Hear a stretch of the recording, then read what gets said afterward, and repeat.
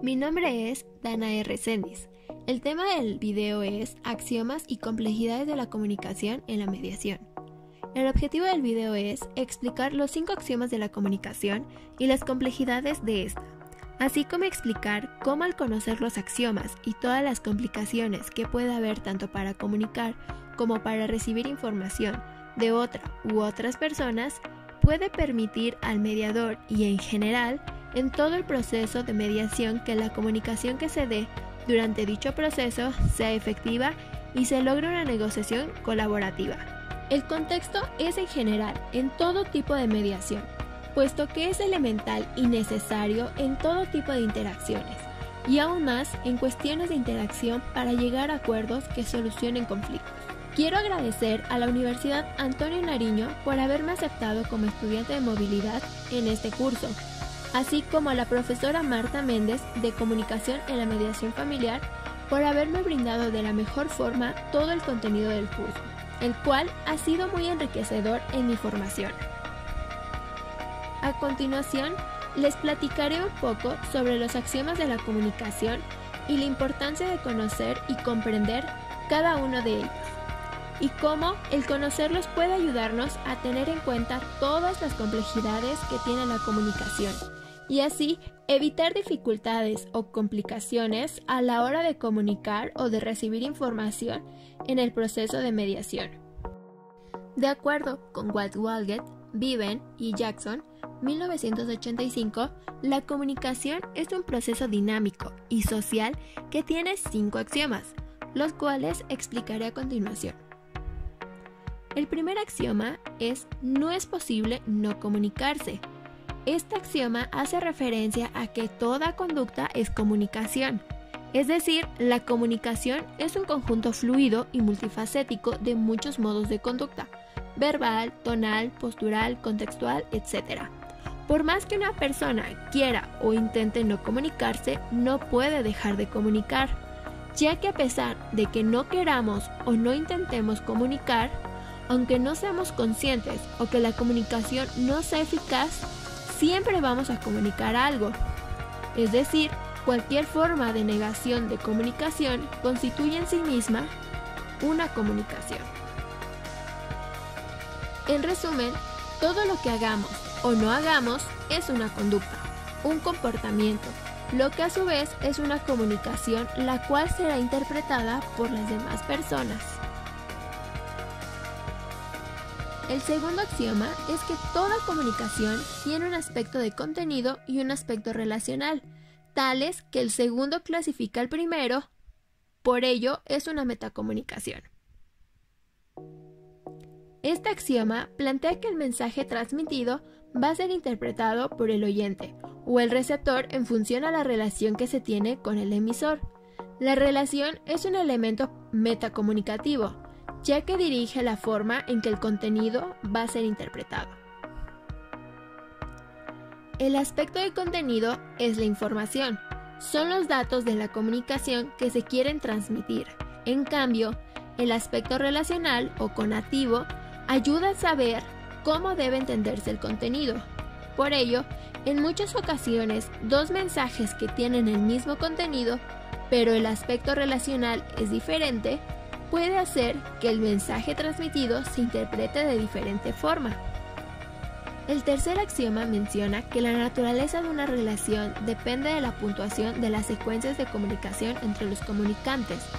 Esto quiere decir que toda interacción comunicativa se da de manera bidireccional, es decir, el emisor y el receptor se afectan o se influyen mutuamente, ya que uno genera una reacción en otro y viceversa, generando a su vez una secuencia determinada.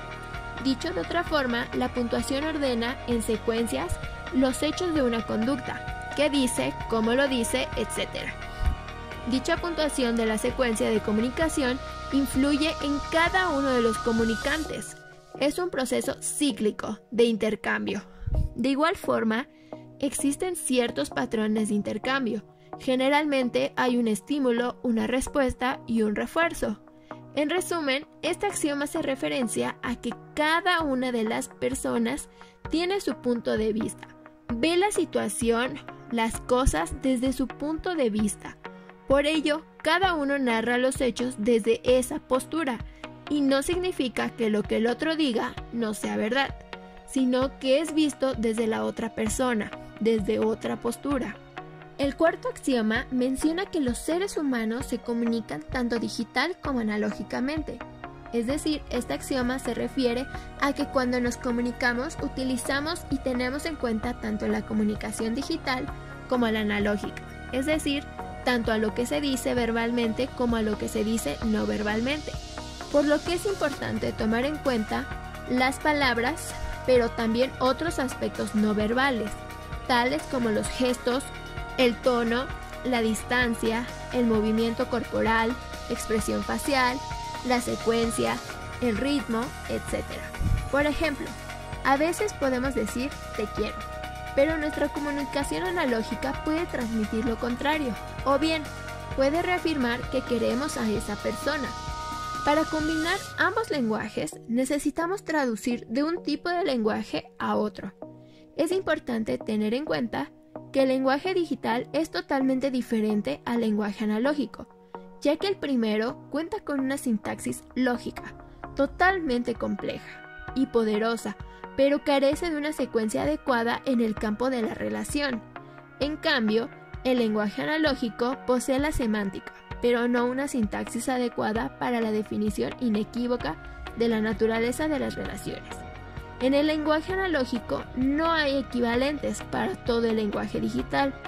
Por ello, a veces puede ser un poco más complejo expresar emociones, sensaciones o sentimientos con el lenguaje analógico. El quinto y último axioma menciona que todos los intercambios comunicacionales son simétricos o complementarios, según que estén basados en la igualdad o en la diferencia. Es decir, cuando se habla de relaciones que están basadas en la igualdad, se hace referencia a la comunicación simétrica. En cambio, cuando las relaciones están basadas en la diferencia, se hace referencia a la comunicación complementaria. Dicho de otra forma, en la interacción simétrica, los participantes tienden a tener conductas recíprocamente iguales, tienden a una igualdad de poder y jerarquía. En cambio, en la interacción complementaria, la conducta de uno complementa a la del otro. Son diferentes y uno tiene una jerarquía diferente a la del otro. La relación complementaria puede estar determinada por el contexto cultural. Por ejemplo, la relación entre profesor y alumno llevará a que haya un intercambio comunicacional complementario.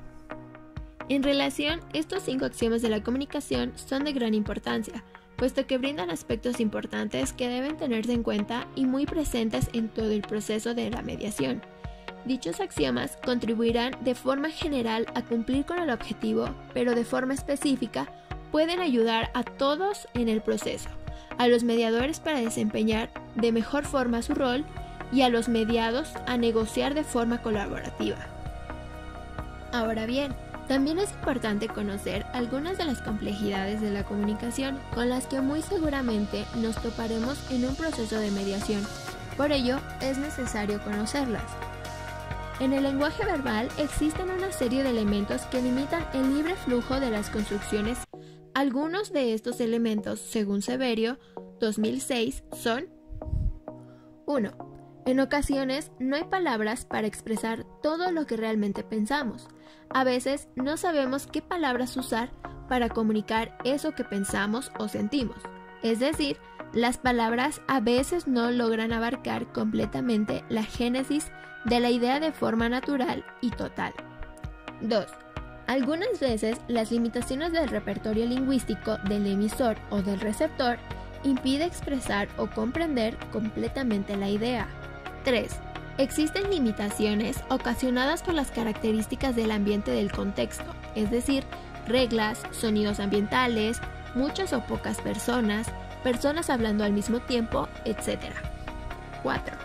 Suele ser complicado y un desafío comunicar verbalmente sensaciones, emociones, percepciones, ya que a veces no encontramos las palabras correctas o necesarias para comunicarlo exactamente como es. Asimismo, este autor menciona que por encima de la estructura sintáctica del lenguaje que se intenta transmitir se encuentran los revestimientos semánticos, los cuales son las atribuciones de significado con que se reviste el discurso. De la articulación de la sintaxis con la semántica resulta el sentido de la construcción.